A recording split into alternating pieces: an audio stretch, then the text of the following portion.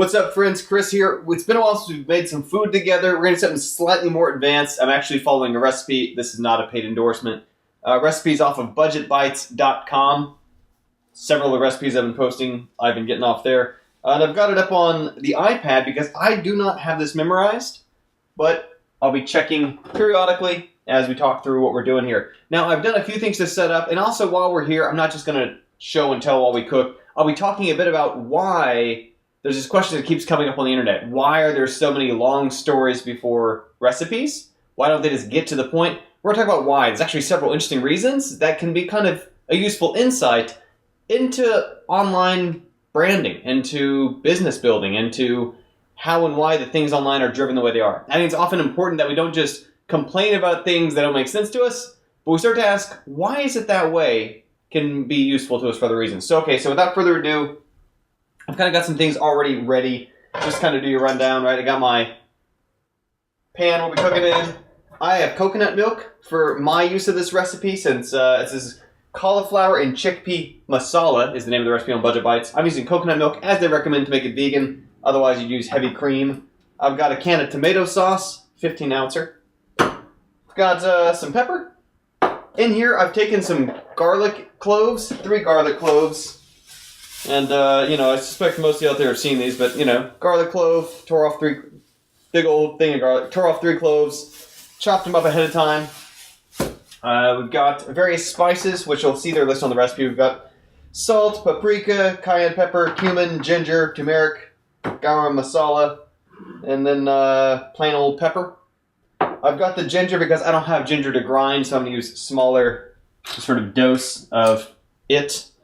In terms of teaspoons, I've got my half tablespoon, my half teaspoon, full tablespoon, and 1/4 teaspoon are the size of the teaspoons I've got handy, as well as 1 cup measure I may not use. I've got a little graded measure here that can do 1/4 cup increments. I'm going to be using that because at some point I got to throw in 1/4 cup of water and do some other stuff. But I don't want to use this full can of coconut cream. I'll use this to gauge how much of that. And so on. Tool-wise, also got olive oil I'll be cooking it in. Tool-wise, I've got my trusty can opener that I'll be using here. And I think actually probably also, let me double check, salt, chickpeas, of course, 15-ounce chickpeas. All right, got a big old thing of chickpeas. Got to open that up.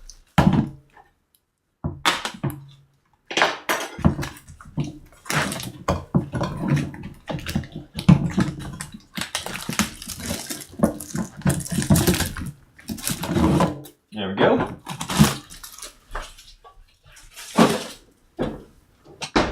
Now also, I've had to cut a big onion. What I did there was I just took a large onion, cut it up into kind of 8s, threw them in the blender, pressed pulse a couple times. It just saves me the time. I don't like doing the really tiny onions. It gets all up on my eyes, and it's just not great. So anyway, that's the gist. Like I say, I'll talk more in a second once I kind of get this going. But a small bowl, we're going to combine the spices from masala spice mix. That's the garam masala. 2 tablespoons. Tablespoon. I find it weird that tablespoons and teaspoons are the 2 measures. Isn't that kind of batty? I get that they're different, but they just seem so similar. And I'm using this little ceramic bowl here to initially mix these spices into. So there's tablespoon 1 of garam masala.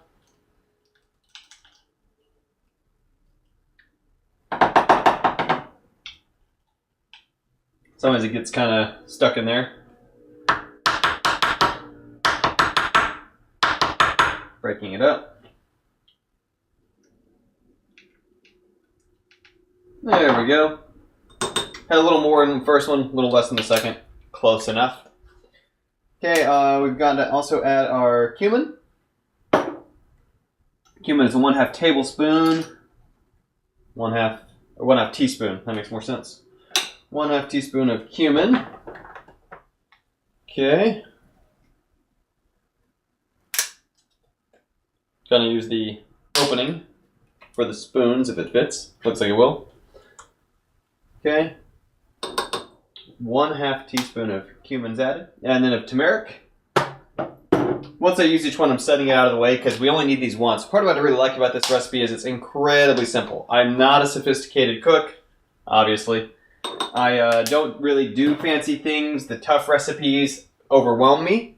Well, this is something I can easily do. Paprika. I'll also say that this is something where, even though kind of part of what I want to talk about today is why do so many recipe blogs do those long-winded intro stories, I have not found that to be the case for when I'm using Budget Bites, which again, I know it probably sounds like I'm shilling for them. I'm really not. It's just, I've been eating a dish or two a week, I found on there. Cayenne. Oh no, I accidentally added too much cayenne. I will cut in half how much cayenne I've got. 1 second. So 1/4 cayenne, not 1/4 teaspoon cayenne, not 1/4, not 1/2. 1/2 back to salt. Kind of snuck up on me in there. Just gonna use this to pop that open. I don't like using my fingernails for that.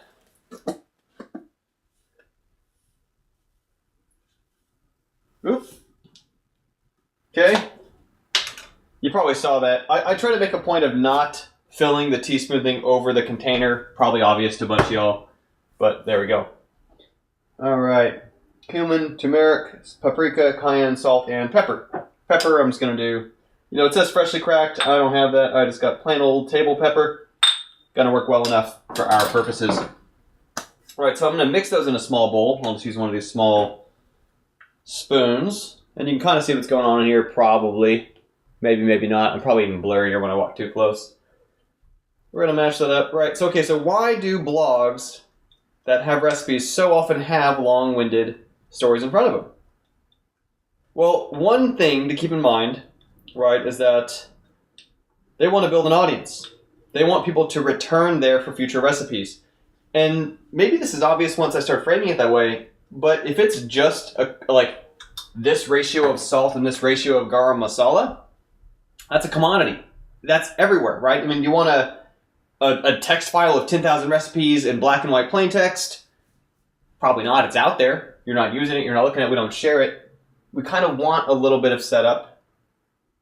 Small bowl. Because, if you look on the internet, hey, I want to find a recipe. Finely dice the onion, mince the garlic, grate the ginger. If you find a recipe online and it's just a recipe with no story attached, then what you get is a situation where, should probably use a little more ginger in that. Then what you're going to get is a situation where you just forget about them as soon as you have the recipe. You never go back to that site because you've got no connection to it. You just found the objective information, but there's no personal connection to what's going on there. All right, so we're going to begin with all 3 to a large skillet. That's going to be the onion, the garlic, and the ginger. We're going to add it to a large skillet with olive oil.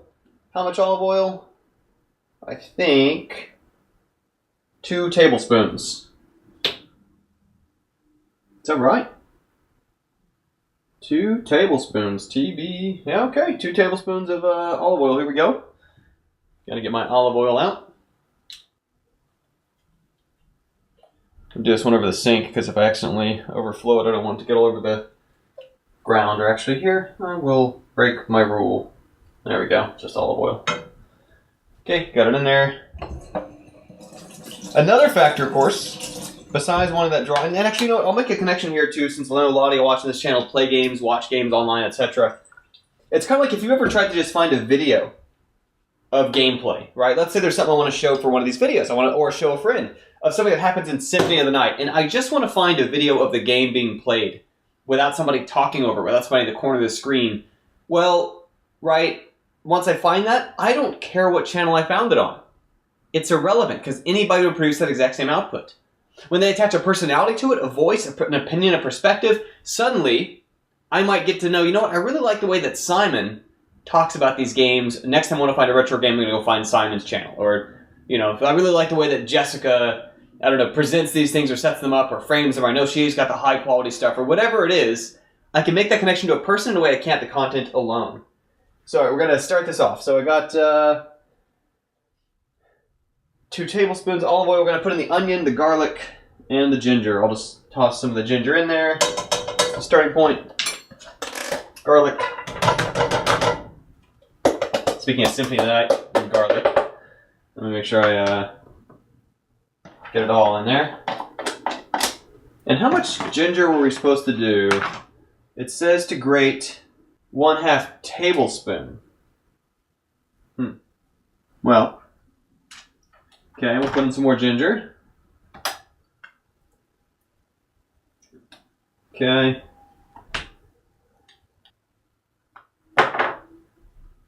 More ginger. Right, we've got an onion. Take this off the blender.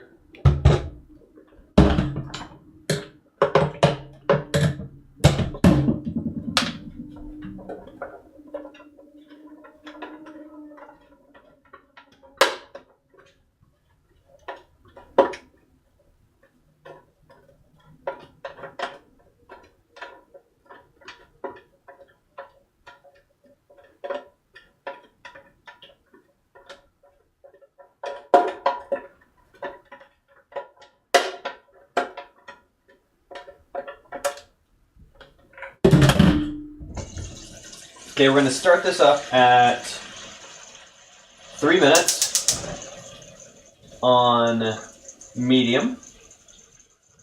I'm going to stir it up in there. Right now I'm just filling up the blender as well with water to kind of rinse out the onion that I had in there.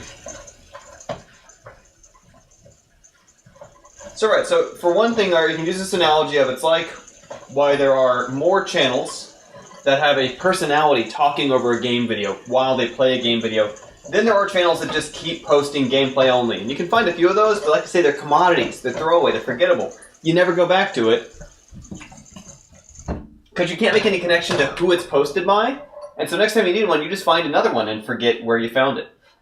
Now, speaking of which, another thing that comes up out of this, right, is that if I just take a full video of a game being played and I put that online, it's actually a little murkier legal territory. Now, obviously, I'm not a lawyer, but that's basically just somebody else's music, somebody else's graphics, and I've added nothing of value to it, right? I haven't personalized it. I haven't made a derivative work in any sort of way you might make any defense about fair use, etc., unless maybe, I don't know, historical preservation or sometimes arguments like that are made.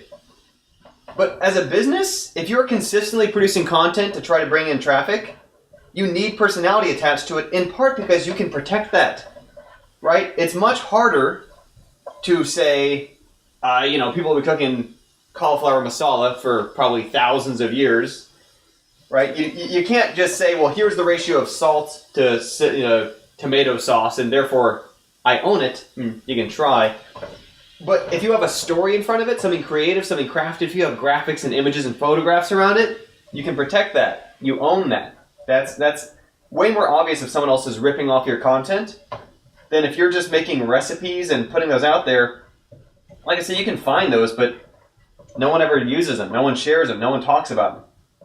Now, another thing that happens out of this, right? When I watch those videos of people playing games, or when a lot of people read these stories about the person following the recipe, they can find it. Let me set a timer. Really wait until they're kind of translucent. But part of what happens is, like, I don't necessarily connect to that particular personality. And it sounds like some people annoyed by the recipe blogs, like a lot of people don't too. But here's the thing to realize, that somebody connects to that personality. Somebody sees or hears that person, hears that story, and it relates to them, it connects to them. And this is actually a pretty important distinction about how business has to work. Because it connects to somebody out there, that's more than if it didn't have a story, if it didn't have a personality, if it didn't have a voice, because suddenly it doesn't relate to anybody in particular. Part of the beauty of the internet is that there's so many people posting so many different things of any kind, of recipes, of game playing, of just video vlogging, whatever, that you can almost always find somebody out there who's a fit for your particular story you want, for your angle on it, right? I mean, maybe some people want, it's kind of some comical vegan cooking channels about black metal chef where he's kind of edgy and he's got gauntlets, and that's not everybody's style. My mom's not watching that channel. Now, they're more sophisticated recipes than I would make, but I will say it kind of speaks to my aesthetic a little bit. I find it fun, at least. And so by relating to somebody, that's better than relating to nobody. So often people try so hard to make a business, a product, a course that is for everyone, and as a side effect, it's for no one. It's okay for it to pick an audience or pick a niche and just really make clear here's who it's for. And maybe those stories are maybe my mom likes it, maybe my grandma or granddad, or I don't know, maybe somebody else likes it who's that's not necessarily you and I. Another thing to look for, and it's part of why I think it's so important to ask these questions about, like, okay, well, where and why are the exceptions? Because so many people complain about this as if it's an enormous problem for everybody. Hold on, let me focus on the next step. So cauliflower. So the cauliflower, I usually use frozen. This time we had a head of cauliflower left over from some recipes that my wife Laura just made recently with her brother David. So we've got some leftover cauliflower. I, of course, rinsed it, cut them up, and just put them in this leftover plastic bin from salads. But I'm going to add those. It might come out a little different since these aren't frozen ahead of time. Didn't really think that was through, but I'm sure it's fine. And along with the spices, so this mixture we made, I'm going to toss it in there. Okay. Continue to saute for about 5 minutes more. Okay. 5 minutes more. You know what? Actually, I'm going to do, like, let's say 4. Just because, since it's not frozen, I assume it's going to start off a little hotter than it might if it was having to make up for the lower temperature. So I'm just stirring up, of course, the cauliflowers and the onions and spices, making sure it gets spread all over. It's also making sure that whatever oil is still at the bottom of the pan is getting a chance to coat things more evenly before I let it sit in the heat for a while. Oops. Still good. There we go. Yeah, so the thing I like to look for, whenever I hear people complaining about, like, oh, there should be games like this, there should be videos like that, there should be recipes like, here's how recipes ought to be. The internet has so much stuff. So much stuff, right? I mean, like, essentially, because there's more stuff being added every single day than you could possibly keep up with seeing, for all practical purposes, infinite amounts of stuff. And from a lot of different sources, so there's a ton of variety in it. Which means that whenever someone's like, hey, why isn't such and such exist? It probably does. The real relevant question instead should be, why don't we see those to talk about them? Right? It's a bit like saying, oh, there should be more square dance music. There's probably a lot of square dance music. I don't find it. It's not my thing. You and I don't talk about it. It's probably out there, but we're not finding it. We're not seeing it. And so one of two things is happening. Either people aren't looking for it, or in other cases, the algorithm isn't rewarding it. And that's also a thing we've got to pay attention to when we're looking at how and why certain things get certain attention on the internet. Give this a little more stir. All right, so to go back to the first point, where you are building up an audience because people come back because they like the personality, because they connect to the stories, because it speaks to them, even if it's in a more niche part of the market than everyone or no one in particular. Okay, so then they can get that returning traffic. It's worth each article they put out gets not just the eyeballs of that specific recipe or article, but the returners, the retention, the people who subscribe, people who come back to it. Okay, well now that puts them in a position to get the eyeballs, to put ads, to then incentivize reinvesting in driving more traffic, or just straight up investing in web design to have better SEO to get their page better in the rankings. And so suddenly what we're seeing is the effect of the kinds of pages we see at the top of the rankings for recipes are those which can justify the investment to get their pages better in the rankings, which again doesn't necessarily mean they're just like paying for placement. They might be. More often it probably means they're investing in better site design, keyword choices. Things that people who understand the algorithms pay attention to that are in the profession of learning how to, not necessarily game, but create content that's friendly to. Appropriate use of, I don't even know if meta tags are still a thing. Alright, so there's our 5 minutes. What's next? We're going to add the drained chickpeas. Oops, I got to drain my chickpeas. Okay, I'm going to open my chickpeas. Easy trick, I assume, common knowledge to everybody out there, right? So I open up a little seal on this side. I'm going to open up a smaller seal on the other end to serve as an air outlet so I can more easily dump out the fluid, letting air in from one hole while it goes out the other. And then to rinse it, I'm gonna punch a slightly bigger hole, letting in water to rinse them, and just shaking out that water from the can. Alrighty. Alright, so now we're gonna add the chickpeas and tomato sauce. So chickpeas coming right at you.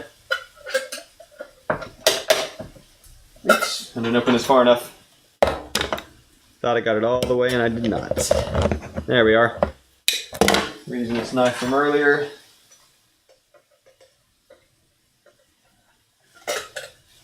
Everything's harder with the camera pointed at you, right? Alrighty. Chickpeas. Put that here for recycling.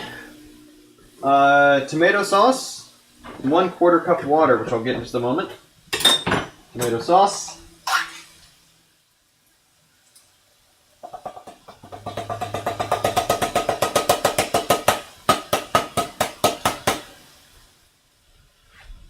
Rinse that so it won't smell down there.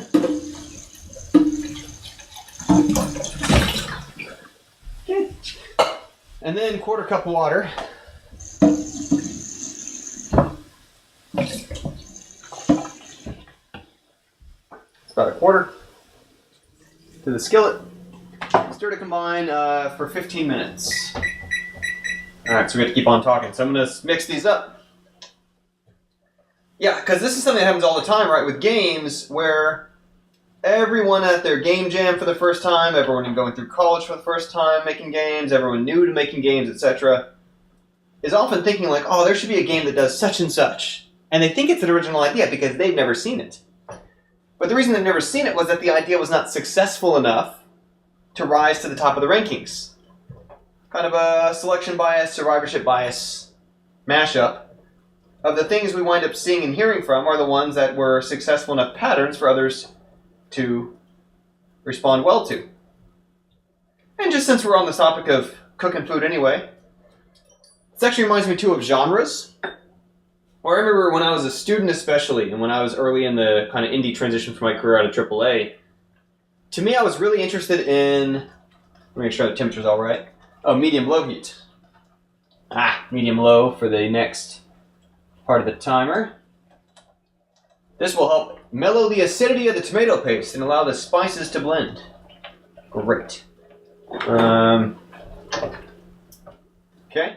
But yeah, so I used to really resist genres. I thought it seemed like, I don't know, I really complained about, kind of like people complain about blog recipe stories. I really complained about how much it seemed like all games felt so similar.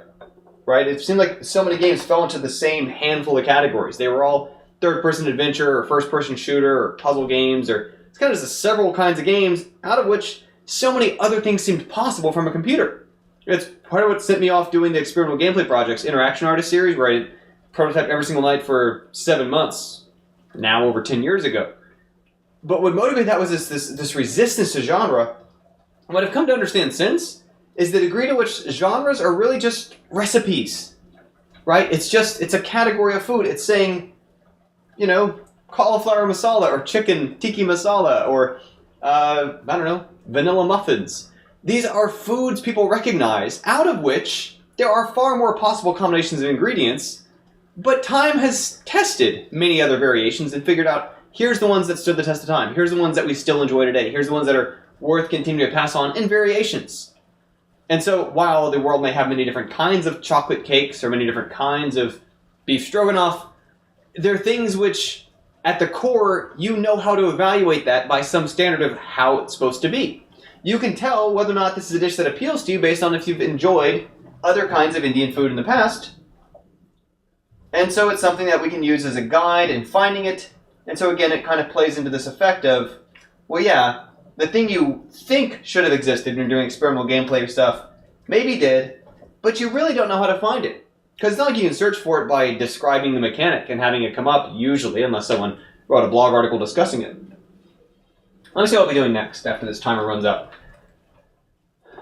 Stirring occasionally, mellow the acidity. After it's simmered, turn off the heat and stir in the heavy cream, which of course, again, I'm using coconut. I'm going to go and get this started instead. one of the reasons I want to get this started early is because I need to separate out, I think, about a half of a can of it, rather than a full. Ooh, also, I'm going to shake this first. I made the mistake of not doing that last time. And of course, it's coconut milk. So at the bottom, kind of all the physical, thick, solid stuff sits, and then get a layer of liquid on the top. You really want to mix it up. There we go. It's going to make it flow easier, going to make it easier to cook with.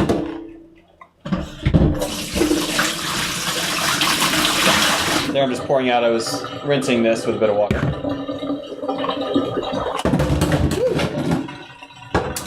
Happened last time too. But it's okay. I don't need the full can, so I spilled just a little, and I open this up in the sink so I don't drop it again. And so, like I said, at the top level, I think it's an interesting question for us to explore why something is the way it is, rather than just to complain about it's not how I would want it for me. Alright, so for heavy cream, make it vegan. We're going to substitute in coconut milk, stuff that comes from cans, not the dairy milk substitute. Got it. I would guess about a half to a full cup. So a cup is 8 ounces, half a cup 4 ounces, so 6 ounces. 3/4 cup. I guess I forgot this cup to measure. So let me. Oop. Okay, visibly more than I need. It's probably fine going down the disposal, but I'm going to pour this back into the can just because I am not sure how the disposal would handle this kind of thickness. Okay. So, we've got our heavy cream coconut milk handy. Keep on stirring this occasionally. It's also a case where when I've been cooking stuff, I appreciate that it's a one-time a week thing to do 1 or 2 of these. Of course, basic meal prep, it then lasts me a while. I can eat it with rice, I can eat it with, I don't really do naan since naan typically is buttered. But I will say I've actually been kind of lazy. Right, I take a little tortilla cooking pouch, I put tortillas in it sometimes, and then I basically make little tacos out of my Indian food. Easy to do, easy to deal with, easy to clean up. Quick and easy to do from the recipe's leftovers. I've also found that this recipe is simple enough. I think I posted a while back on my Instagram. I've done this simultaneous with another. Where like this half of the sink or this half of the stove, recipe number 2, because it's really mostly like almost done now, right? We run out the timer. I'm gonna pour that cream in there, coconut milk, and after the sauce simmered, turn off the heat, stir in the cream, give it a taste and salt it, and serve it. Yeah, so it's quite literally done once this timer runs out.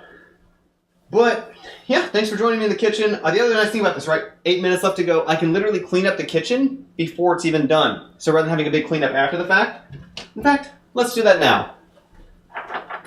This is something I also enjoy about simple recipes, is that sometimes the aversion to doing a recipe can be the cleanup time afterward. But here, they just gotta have it sit and run for a while, during which time we can totally clear up the kitchen. Set this out of the way. You can load this step into the dishwasher.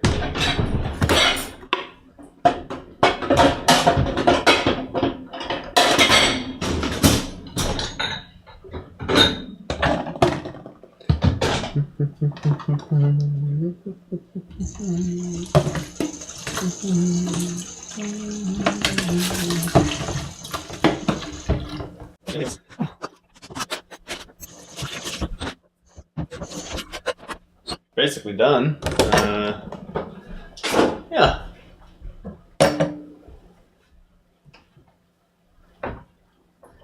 Alright, so basically all cleaned up, aside from obviously this pan will go in there, and then my spatula. Sure, flip it over in there.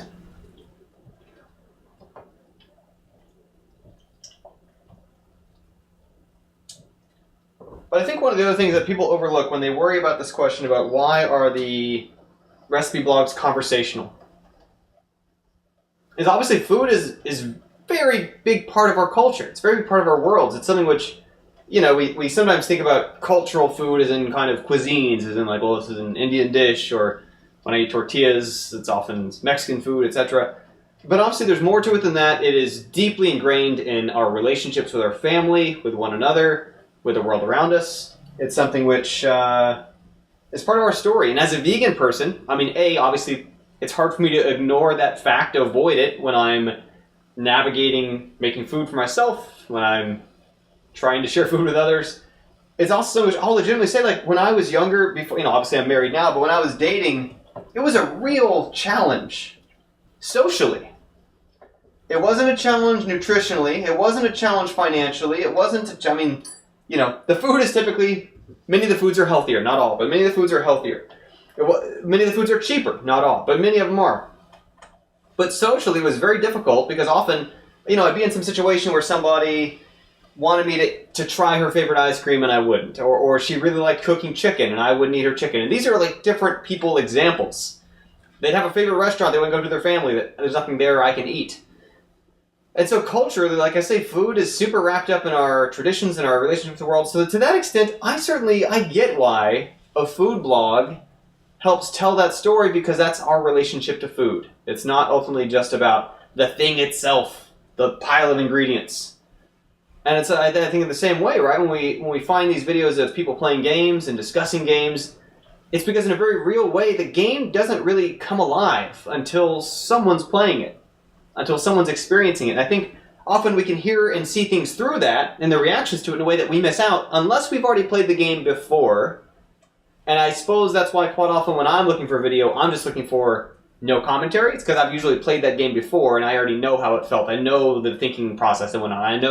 I understand the relationship of what's going on with which power-ups and which bad guys because I had to think about it. But if you haven't played the game before, then of course someone commenting on that helps fill it in.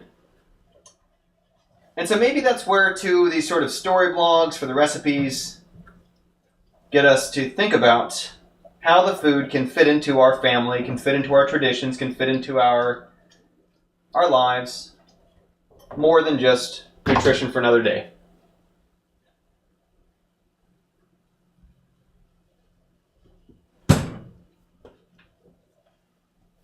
I'll go and put away my recipe. I actually got several other tabs open still that are other recipes from the same blog. So I'll link in the description of this video the recipe that I did in case you have an interest in trying it sometime. Real simple, like I showed the ingredients there. It is not expensive stuff, not hard to do, not fancy, didn't require any special gear.